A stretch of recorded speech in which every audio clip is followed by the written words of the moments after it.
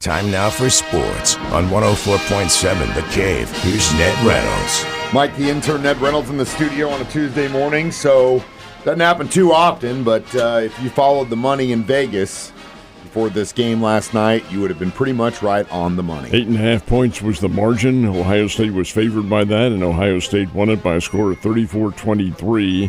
Really good football game for a lot of reasons. Number one, Ohio State easily the national champions. They had the better athletes, had a better game plan. Ohio State was up at one time in this game 31-7. And when you take a look at their roster of blue chip prospects, my goodness sake, they're easily one of the top teams, if not the top team in the country. Their quarterback, however, is Will Howard, who was a transfer from Kansas State, and he had a big night. He was 17 for 21 through the air, and then had this guy, Quintonius Judkins, as his running back, and all he did was run for 100 yards in the game. Buckeyes got up 31-7 before Notre Dame finally got their act together, and the Irish did make a comeback, and it probably had Ohio State a little worried for a while, but the Buckeyes took over on defense. They have big-time athletes. I mean, really good. And Notre Dame is not bad. Riley Leonard was everything for them. Passer and rusher. He led the team in passing, led the team in rushing. And it's just not quite as diversified attack as Ohio State had. They are better. Notre Dame is better than most of the teams in the country and deserve to be there in the playoffs. But it was all Buckeyes. They are the national champions, and they dethroned their arch rival, Michigan, which was the national champion last year. And again, like I said at the very beginning, at the start of this playoff, this whole system proves that it works. It does. I was pleased with the way it works, Me but too. when you get down to the championship rounds, you're going to see that the same teams are going to be there all the time. It's Alabama, it's Georgia, it's Ohio State, it's the big-time schools, but it does give the other ones a chance. The Arizona States of the world, the Notre Dames of the world. Now, Notre Dame is good. There's no question about that. They're a very good football team. And some of the others, the Alabamas and Georgia, weren't even there. Well, that's not going to happen. This is a team sport, and you'll have surprises. But at least it does give them a chance. And when you see that with the 12-team playoff, there are some changes that I think should be made, one of which is get rid of the conference championship games. They don't need to be there. They don't accomplish anything except make more money for the teams who are there.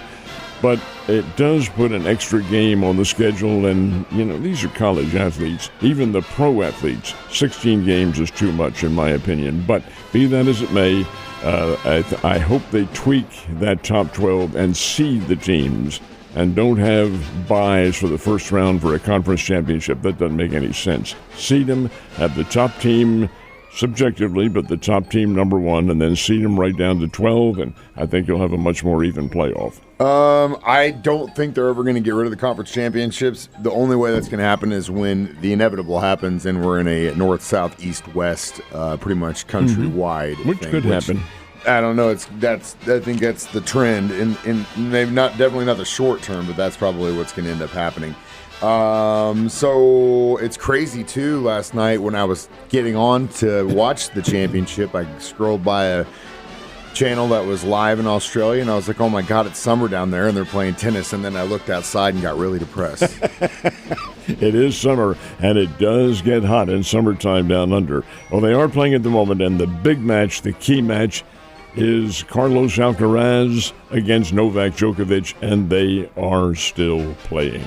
They started the match around 3:20 our time here in the United States, about 3:20 a.m., and they're still going. These are two of the, of course, Djokovic is 37 years old, and Alcaraz is 20.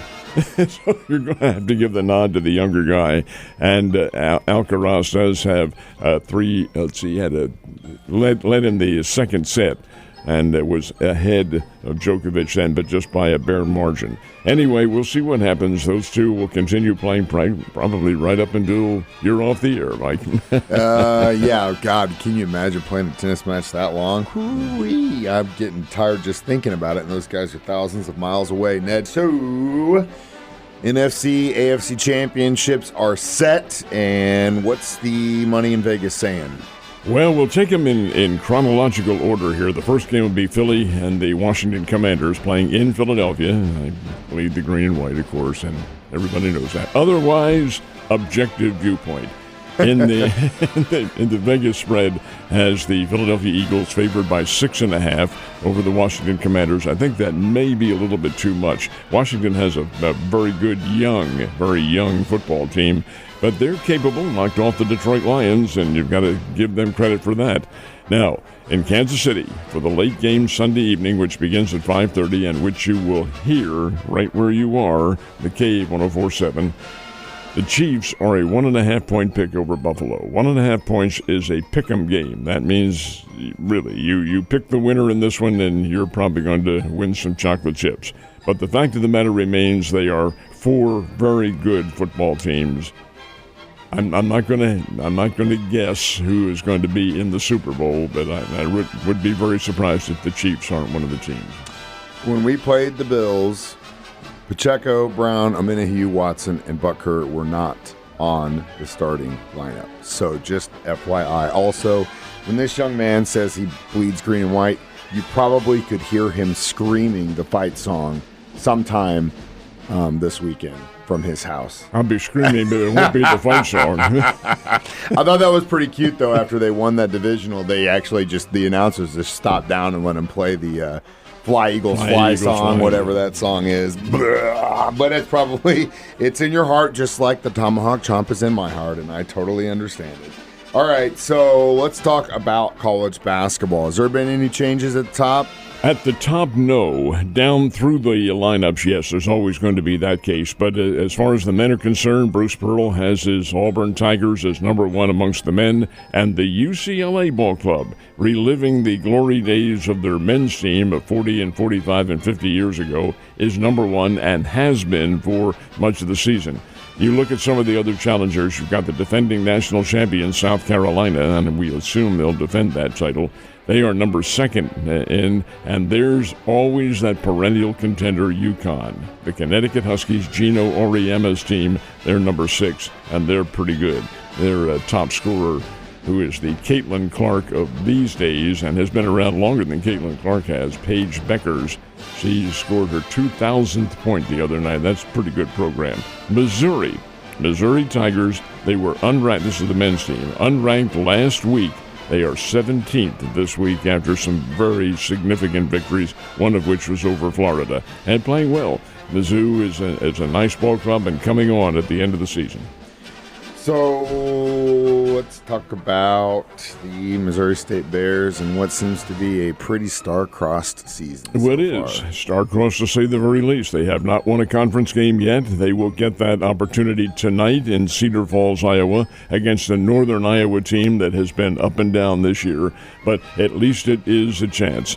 And then when the Bears come home this weekend, they'll be playing Drake, and Drake is among the top teams in the Missouri Valley Conference. This has not been a good year. It is not an untalented Bears team, but it's a Bears team that can't seem to get their act totally together. Who knows? That might happen tonight.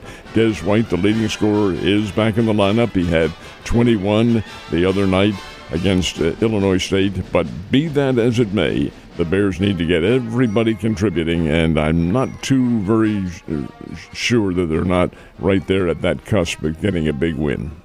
Ned, you have a great day, and I will see you on Wednesday.